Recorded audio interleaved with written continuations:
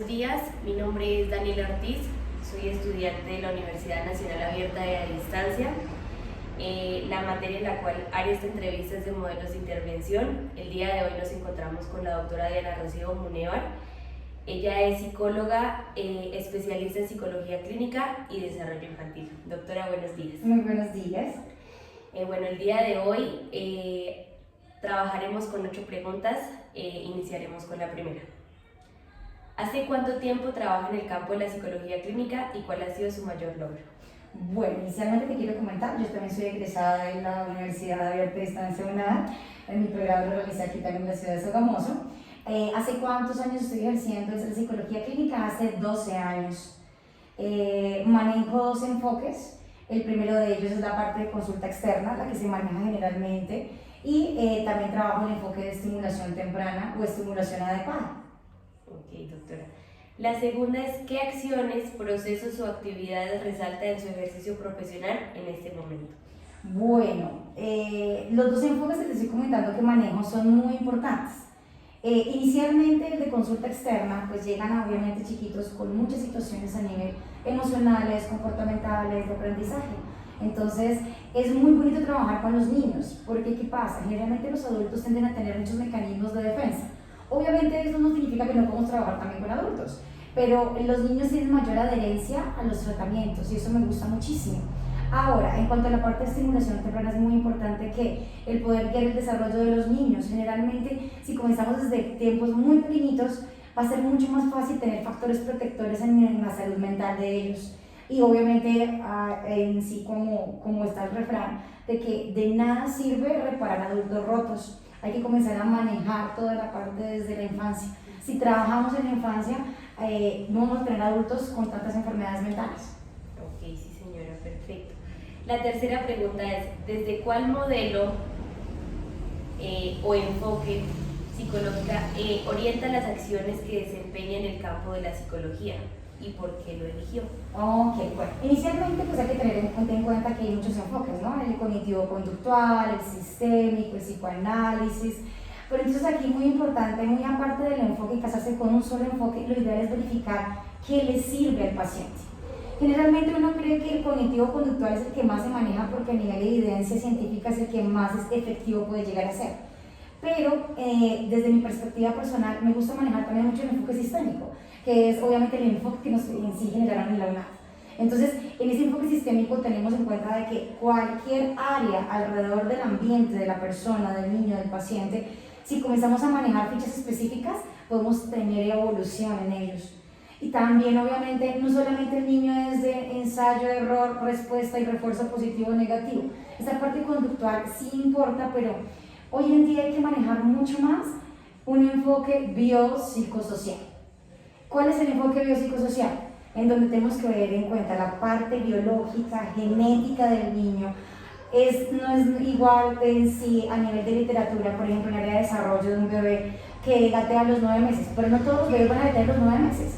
Entonces hay que tener en cuenta muy bien todo su desarrollo biológico, si fue prematuro o no, si tiene incidencias o tiene comorbilidades frente a ciertas enfermedades médicas. Entonces todo eso hay que tenerlo que ver. Entonces, ¿qué pasa? La literatura, los libros y la parte de teoría te dice una cosa, pero cuando vamos a la práctica tenemos que de una u otra forma identificar el modelo específico de cada paciente. Tú puedes tener en consulta 10 niños con desarrollo, un trastorno de desarrollo espectro autista, pero cada niño tiene un perfil totalmente diferente si comparten el mismo diagnóstico. Entonces, ¿qué pasa?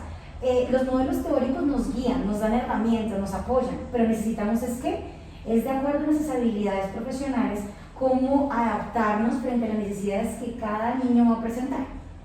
¿Qué pasa? Un niño autista, por ejemplo, puede tener mucha sensibilidad frente a ciertos colores, pero frente a los sonidos trabaja mejor. O viceversa, puede ser muy difícil la parte sensorial, pero la parte visual le gusta mucho. Entonces tenemos que buscar el enfoque, muy aparte obviamente de la teoría que ya manejemos. Entonces está la parte biopsicosocial, y vamos en la bio, en donde tenemos que tener antecedentes de desarrollo físicos. Cada uno es totalmente diferente en su enfoque. Psicosocial, también hay que evaluar que a nivel emocional, cómo gestiona sus emociones, cómo las maneja, cómo las identifica, y la parte social, que incluye que el ambiente en donde el bebé vive o en donde el niño vive. Porque ¿qué pasa? Yo puedo tener un chiquito con muchas herramientas y el niño se puede vivir muy bien, pero si a nivel social, su parte familiar, su parte educativa o su parte ambiental en la sociedad no nos ayuda a trabajar en esa parte, pues el niño no va a tener muy buena adherencia y vamos a tener dificultades, o la adherencia al tratamiento no va a ser la que quisiéramos y vamos a tener muchas limitaciones. Entonces el niño va a seguir o va a aumentar en toda esa sintomatología. Su sintomatología se va a exacerbar. ¿Pero por qué? Porque no hemos trabajado específicamente esas tres áreas. Entonces yo creería que más casarnos con un solo enfoque es ver ese enfoque biopsicosocial y verificar qué herramientas, qué estrategias le sirven a uno o a otro paciente, porque no todos van a ser iguales. Ok, doctora, muchas gracias. La cuarta pregunta dice, ¿cuáles técnicas de abordaje utiliza desde los modelos y enfoques de intervención utilizados en su ejercicio profesional?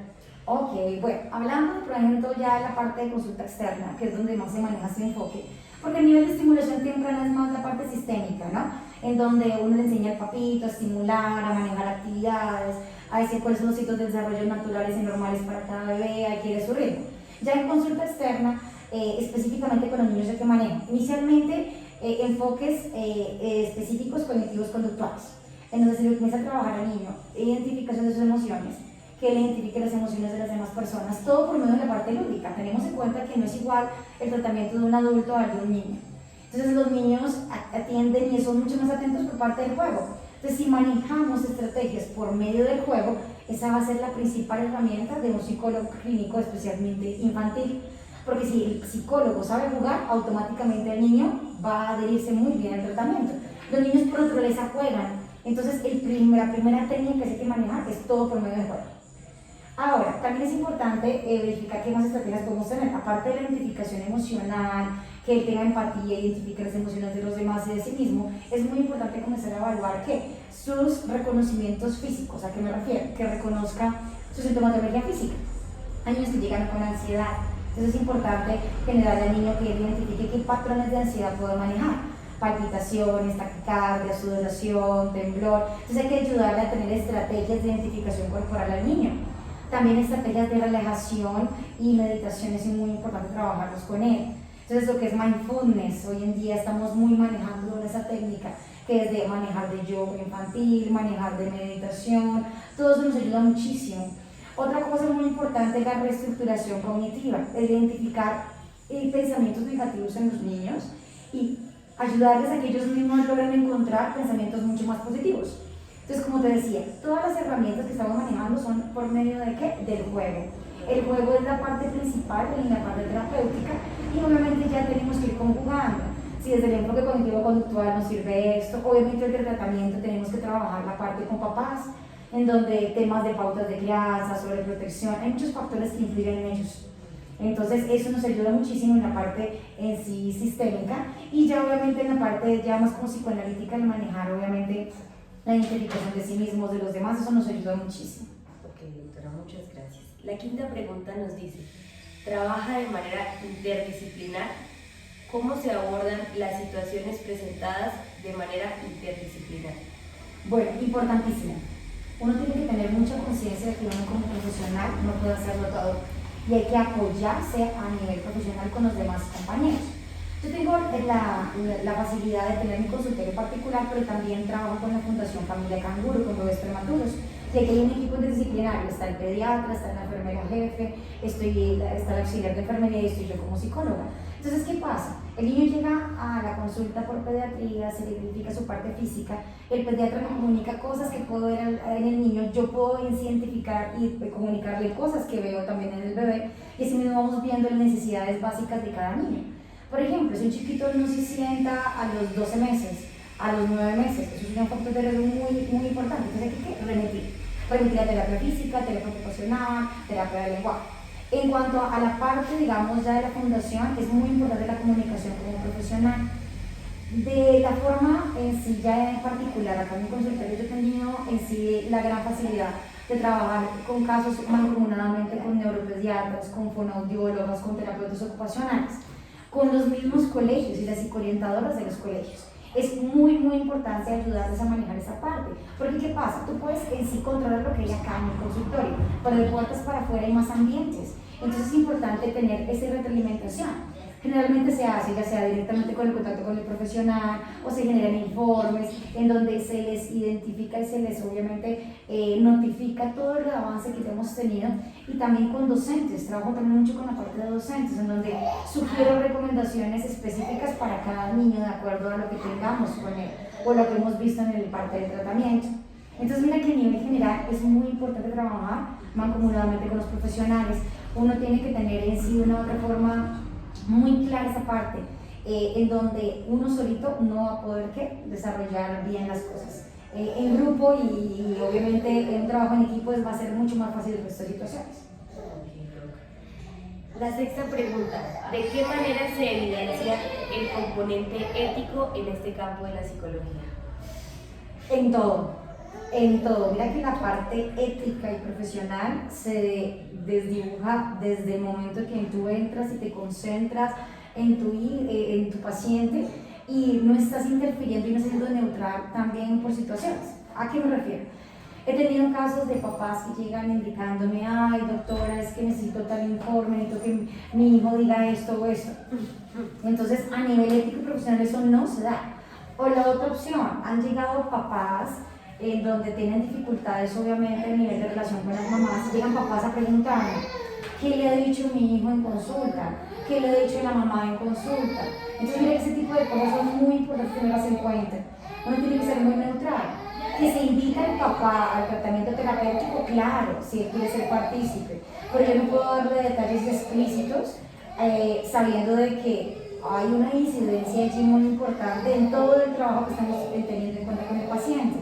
Entonces, lo que son responsables, mamá y papá, son totalmente invitados en tratamiento terapéutico, pero hay cosas en sí, ya situaciones excepcionales, que corra peligro en la vida del paciente o que hay un tercero que corra peligro, y si es mi deber notificarlo. De lo contrario, todo se maneja bajo la reserva del secreto profesional. Es muy importante la ética profesional, porque a veces con profesionales no se manejan muy claros los límites. Entonces yo llego de pronto a comentar dentro de mis otros compañeros de profesión tal caso, XY situación, pero esta persona no va a tener la prudencia que yo inicialmente creía que iba a tener, y vaya a llegar a oídos de más personas. Entonces uno no va a poder hablar bien o mal de un tratamiento de un paciente o dar detalles tan explícitos, porque eso se consideraría falta de ética profesional.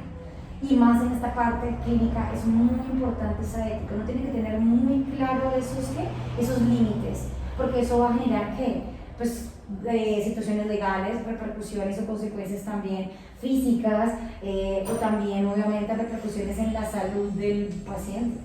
Entonces mira que uno tiene que tener pies de plomo y saber qué comentar y qué no, porque hay cosas que no se van a poder comentar así directamente mamá y papá lo deseen hacer. He tenido también el proceso de manejar adolescentes, entonces es muy importante tener el secreto de confianza con los adolescentes, porque ¿qué pasa? El adolescente va a tener miedo de que mamá y papá se enteren. Yo soy muy enfática en esa parte. Si mamá y papá se van a enterar, tiene que ser por tu boca. Yo no puedo llegar obviamente a manejar situaciones o a expresar cosas que no son, o cosas demasiado íntimas tuyas. Entonces, a no ser de que tu vida corra peligro, que un tercero lo haga, es mi deber comunicarlo. De lo contrario, el paciente es el que tiene que tener el manejo de la comunicación. Lo mismo hago con niños que ya están mucho más grandecitos, en donde ellos pueden llegar a tener esa estrategia, esa confianza para llegar a expresar y compartir cosas con sus papás. La séptima y última pregunta es: ¿cuál es su mayor motivación para seguir trabajando en este campo? ¿Y qué nos recomendaría a nosotros como futuros psicólogos? Bueno, yo creo que la principal motivación es la pasión, es en sí como tal el bienestar que puede generar el ejercicio de la psicología. O sea, uno no debe pretender simplemente hacer por hacer, sino también hacerlo bien. Entonces es vital, es importantísimo, primero que todo, es que nos guste. Mira que el área de psicología tiene herramientas y tiene enfoques infinitos. Hay muchos enfoques por los cuales tú puedes desenvolverte. Entonces, ¿qué es lo mejor? Que te paguen por algo que tú quieras o te guste hacer. Entonces, lo primero que sería es la pasión, es tener en sí la convicción de saber: soy buena para esto y lo puedo hacer. Porque no todo el mundo trabaja igual con niños, no todo el mundo trabaja igual con adultos, y más en el enfoque clínico es mucho más difícil. Lo mismo en la parte educativa, hay profesionales que no se ven en un colegio, otras personas no se ven en la parte jurídica, otros no se ven en la parte organizacional. Entonces, muy aparte de saber qué enfoque manejar es para qué eres bueno, porque ¿qué pasa? La idea es que algo te guste y tengas aptitudes para desarrollar. Ahora, otra cosa muy importante que quiero resaltar de la universidad es que su aprendizaje autónomo nos ha ayudado muchísimo. El aprendizaje autónomo no lo vas a encontrar, en cualquier universidad.